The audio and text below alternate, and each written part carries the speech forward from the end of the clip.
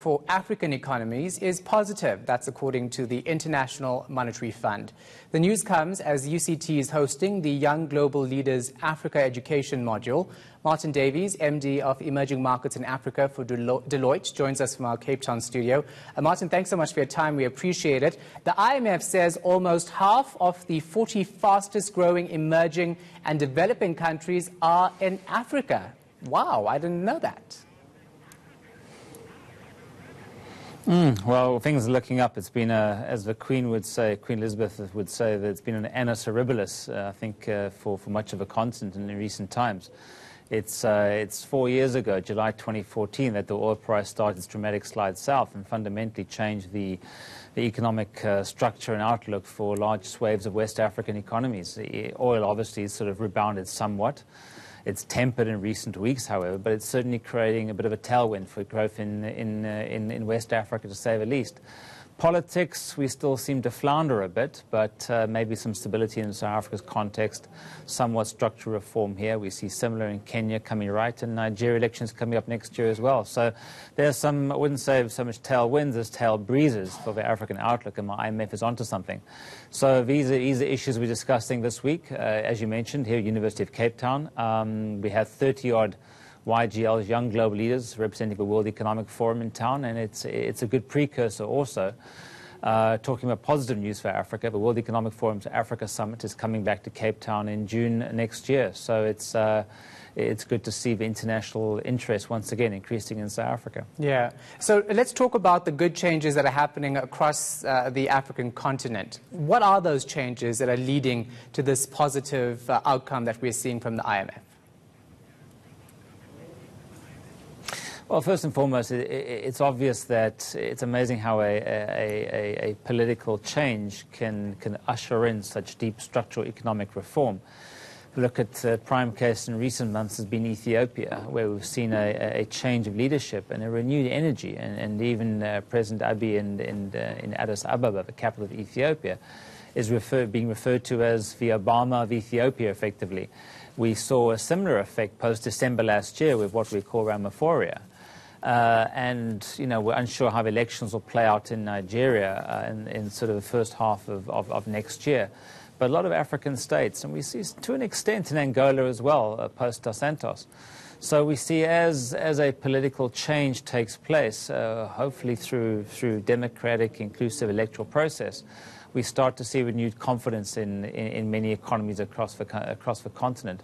And as we see renewed economic optimism, younger leadership, new ideas potentially, I think this will result in structural reform, i.e. privatization to an extent, increased ease of doing business as measured by the World Bank typically in many of these economies, and we'll see some renewed impetus for growth. I think this will be the story of 2019, slowly, incrementally going forward. Now, speaking about new leaders, elections, it's been a year since Zimbabwe's Robert Mugabe has stepped down, but that economy seems to be struggling still. What's happening there?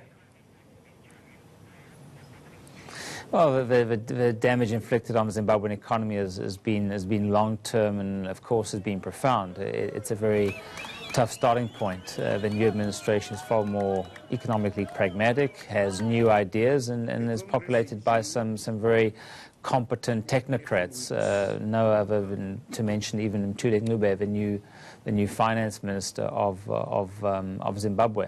So again, it's a new leadership mostly by and large, but with a certainly unenviable task. Zimbabwe has a lot of work to do to get fully to stabilize the economy and start looking towards a renewed growth trajectory.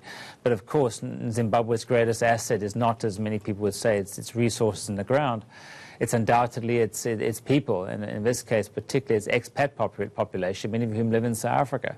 So the real question for Zimbabwe is how do you start to attract the diaspora, a highly talented, highly educated diaspora back into the country. I think that really is the key challenge that is required to overcome to really start to get Zimbabwe back on the road to recovery going forward. Well, Martyn, while I have you here, I want to ask you about what the IMF is saying about South Africa, of course. That, of course, coming out today. It says that we need to pick up the pace of economic reforms. It's concerned that not enough is being done fast enough to actually see things turn around. This under Cyril Ramaphosa. Yeah, well, I used the word twice earlier, structural reform. What is structural reform? I think structural reform in South Africa's case, a number of instances. Firstly, is massive government reform, i.e., there's a very large state, arguably not a terribly effective state. We have to make a state far more functional, more streamlined, and ultimately low cost to taxpayers. That's number one. Secondly, we need to enhance and speed up the pace of state-owned enterprise reform. I think we're doing that, but not fast enough, arguably. But I think the strategy, which needs to be better elaborated on and is publicly stated, is it's very difficult to sell minority or even majority stakes in state enterprises currently without some degree of reform kicking in. So how do we get the SOEs to a state? Yes, we've improved the boards, put new boards in place, mostly extremely good. How do we start to root out corruption and get these organizations functioning better? How do we start to reduce very sort of bloated cost structures in these state enterprises and put them up to a situation, maybe a year, 2-3 years' time, when they're actually more ripe for a sale? And I think that's the sort of strategy. I think I'd like to hear that coming from leadership of a country, and I think that would be a very good it would certainly give a lot more confidence, I think, to rating agencies, and particularly the IMF, who are calling for this enhanced, more rapid structural reform going forward. I think those are the key issues. How do the state and state enterprises reform themselves in the interests of creating a more sort of, a more stable and predictable fiscal outlook for the country, and then we can start to grow despite the heavy debt that we have. We've got to fix up a balance sheet and then start to move forward going into the future.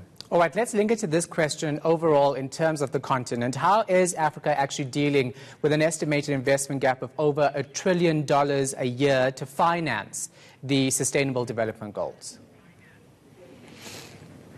Well, I think the SDGs, again, this is a conversation now 18 years going on. I think the SDGs are nothing more than sort of mere targets at times. Only one country, Rwanda, has actually met many of the SDGs. We start with times we put monetary sort of targets and values on what sort of investment Africa requires, and these are often just sort of general shots in the dark and thumbsucks, to be honest. I think more importantly is how do we start to, and again, I use that phrase, structurally reform African countries, many of which countries arguably are economically unviable to start with. So, of course, region integration is a massive imperative. We saw in March this year, the highlight, I think, for the region in Africa in 2018 was the late March signing in Kigali of the African Continental Free Trade Agreement, signed by 28 to 54 countries, now seeking ratification through parliaments, and how we start to enhance region integration in Africa to allow the more freer flow of capital, of goods, of services, and also people, i.e. labor. Almost like should we say, an early day EU type project going back to circa 1960s. So I think that's sort of I think let's start to get our own economic house in order first and foremost before we can start talking about attracting the necessary FDI and foreign capital and financing that we ultimately require. We are seeing, I've always said this, you start to see multi-speed Africa, where you see certain countries like Kenya, countries like Ethiopia, Morocco, Rwanda first and foremost, Botswana to an extent, that are more progressive towards liberalization. Think Ghana in the last 2 years or so, Cote d'Ivoire, Ivory Coast, and you'll see multi-speed Africa, certain countries that are figuring it out, are in enhancing the ease of doing business in their own countries, structurally reforming, and are starting to differentiate themselves from their neighboring economies. So we're pursuing region integration, but ultimately states need to compete for capital more themselves. And across 54 countries, I think it's imperative. That's the story of Asia. It's a massive competition at a country level, at a state level, even at a city level. How do African countries, provinces, states, cities start to compete for capital? And then you'll see enhanced productivity and competitiveness come through. All right, thank you so much for your time and your insight. Appreciate it. That was Martyn Davies, MD of Emerging Markets in Africa for Deloitte. Now,